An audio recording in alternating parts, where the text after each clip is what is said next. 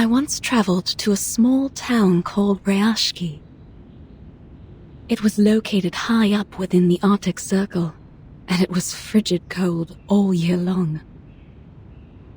After my visit there, I traveled to many more places, from Zealand to the Balkan Peninsula. My journey went on and on. But above all other places, I kept finding my thoughts returning to that little town, to its incandescent lights glowing in the long dark of the polar night, to the shared dream of the people there.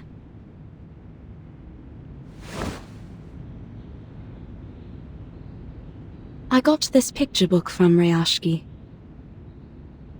It is a children's book, a thin one at that, but the story inside has the power to warm a frigid heart. Once opened, wells of bright primary colors run into one another and flow up onto my palm. I found myself returning to it during stormy days when I was stuck at home.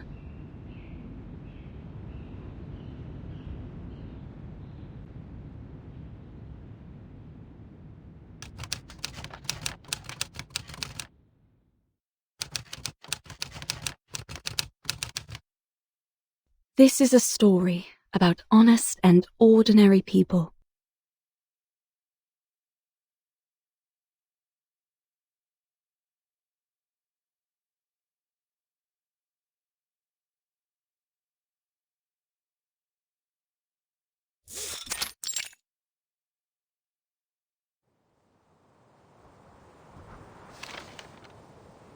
The swans are dancing in a circle. Their arms go back and forth. Vila and the swans have done this dance almost 20 times last week. She taught the swans all their beautiful moves. Swan Lake is the best ballet ever. I remembered Mr. Evgeny once said so. He also said the tortoises would come to watch the show. But why would tortoises want to watch Swan Lake? Vila says she doesn't like the tortoises. She likes knowledge. I don't know much about knowledge. But I think Miss Vila's always right. Only between you and me, Vila smells like seaweed and coral. But those are happy smells to me. I think she must be the princess of the ocean. But she tells us she is not special, and that everyone here is equal, no matter if they are a princess or a swan. That we all have 2 feet and 10 fingers, and if we all work together, we can build the beacon to the future. I hope in the future we still get to sing and dance when we are not building beacons. Nina's favorite food is called alonka. It's a chocolate bar. She used to cry a lot whenever she made a mistake with her dancing. But then Vila talked to her, and now she doesn't cry so much. One time, she danced very, very perfectly. So, Vila gave her a piece of an alonka bar. I believe she will be a great dancer. If she doesn't get too nervous on stage, then she could have even more chocolate. I wish I was like her. I want chocolate too. But I'm not a swan like her. And now, there's never any Alyonka in the canteen's cupboard.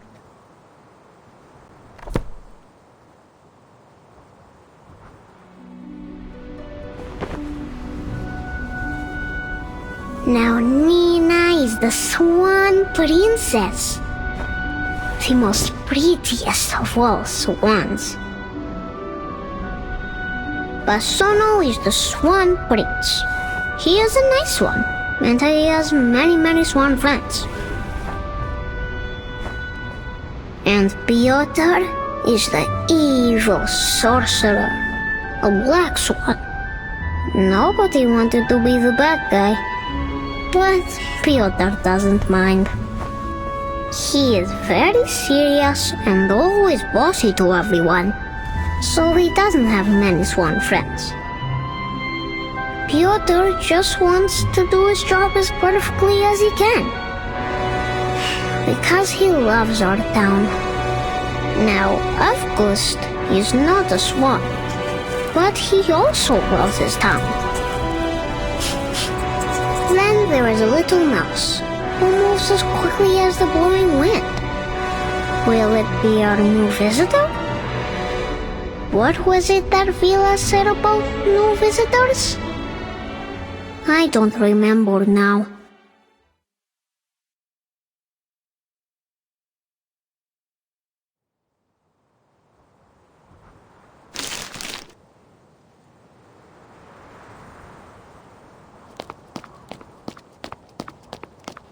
Vila!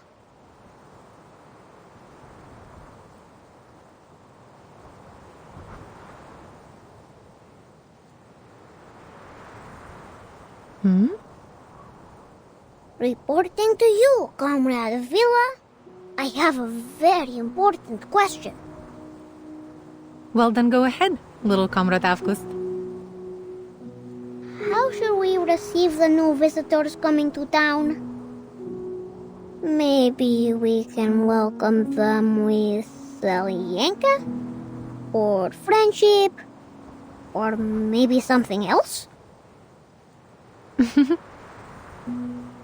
We will welcome them with white snow, with smiles on our faces, and with welcoming arms we use to achieve our dreams, as we do for everyone who comes here, little comrade.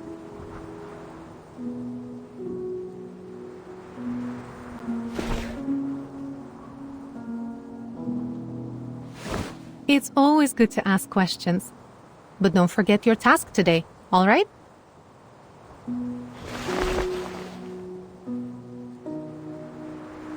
Oh!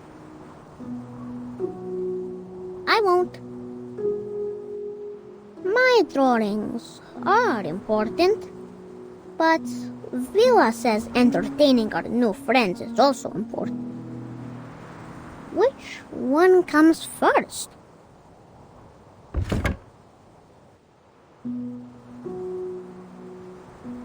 After the swans have flown away, Evgeny will go up to the stage. Evgeny is not an evil sorcerer, but he knows a secret magic that makes everyone's tongues hide in their mouths. He is not so much a bad person, I think.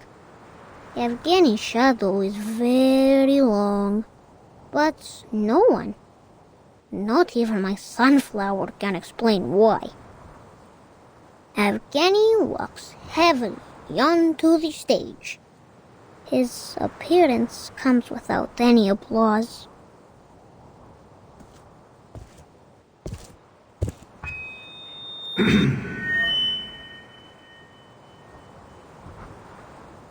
We have received a telegraph.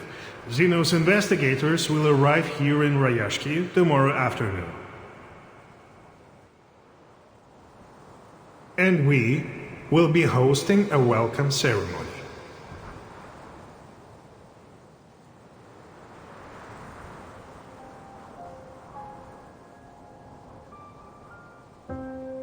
I understand your concerns. I know you don't want Xeno to interfere with your lives, nor do you want their troops stationed here. And I would remind you that they have honored their side of the deal for decades now.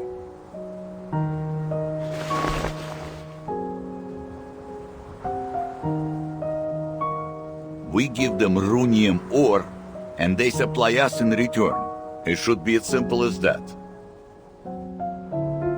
Always it has been this way, since my grandfather's time.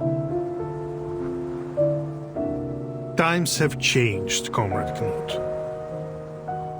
In the old days, Xeno used to pay us generously for mining this runium, because our ore was necessary for their arcane combat vehicles. But now, we have nearly exhausted all our mines. You know this better than I do.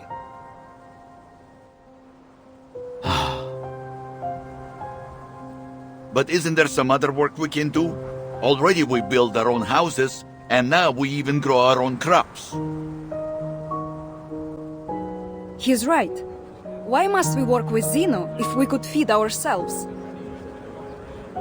Comrades, calm yourselves. Evgeny is doing this for everybody's sake. Have you forgotten about those little monsters? Is there anyone left on our defense team that hasn't been injured fighting them?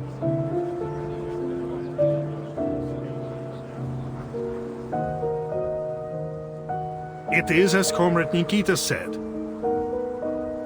The critters are running rampant these days. Not only have they occupied most of our mines, some have even found their way into the town. Do you really think we can protect our people with our small defense team?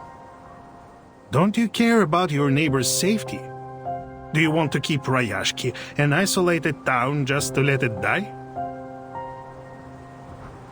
Rayashki is more than an isolated town, Evgeny. And we all know that. But this is the reality we all must face now.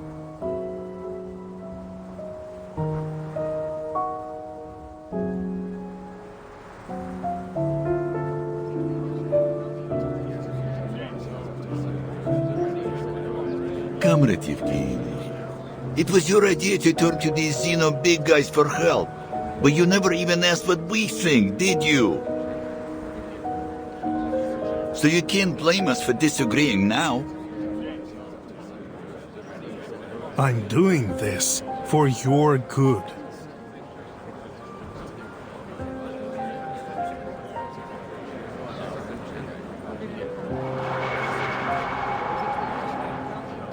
We can take care of ourselves.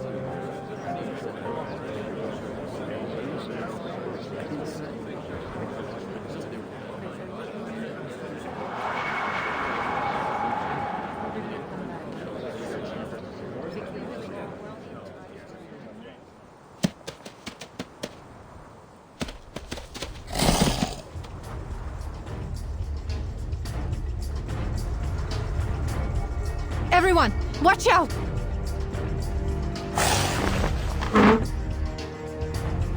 Defense team! On it!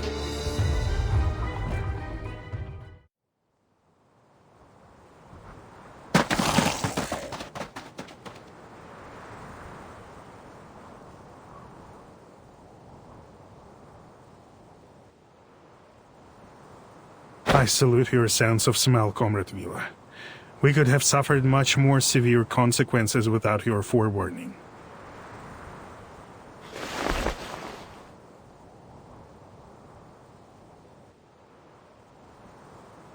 Think nothing of it. It's just a reflex reaction when there's danger nearby.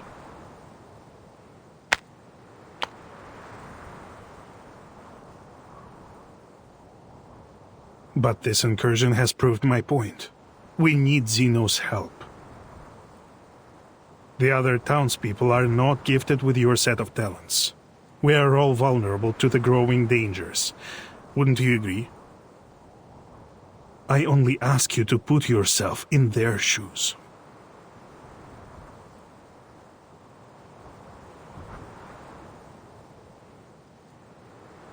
Your criticism is valid and well accepted, Comrade Evgeny. Perhaps I could agree with your plan. Provided Zeno's presence is a temporary one, we just don't want them to change things for us here.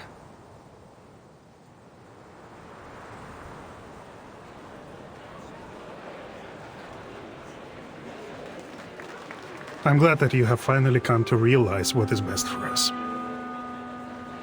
Zeno is known for their rigorous methods and rational decision-making, and they are committed to maintaining peace around the world.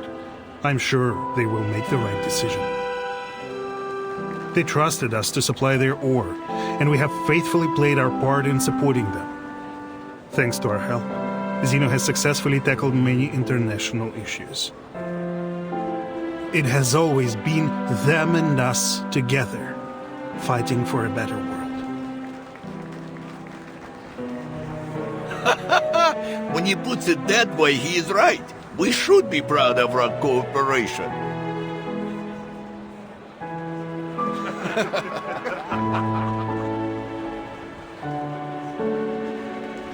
Therefore, we will show our appreciation to Zeno for the contributions they've made to the world with our help. Now let's continue our rehearsals.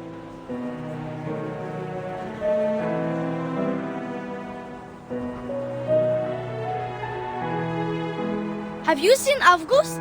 I can't find him.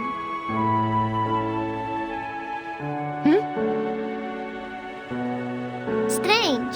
Where did he go? Looking for a new Lincoln left in the cupboards, I'd bet. He's always breaking the rules, doing whatever he wants. We shouldn't talk badly about our classmate, Piotr. He's one of us.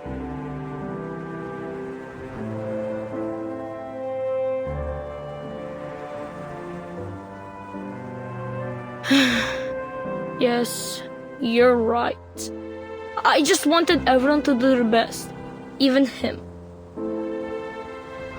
Don't worry, kids. We will find them.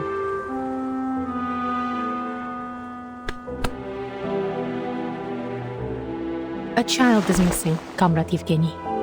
I suggest a temporary suspension of our rehearsals.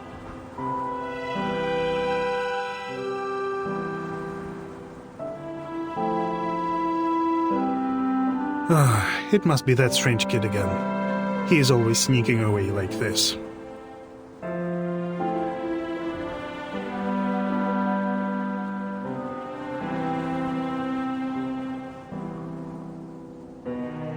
He is only trying to understand the world in his own way.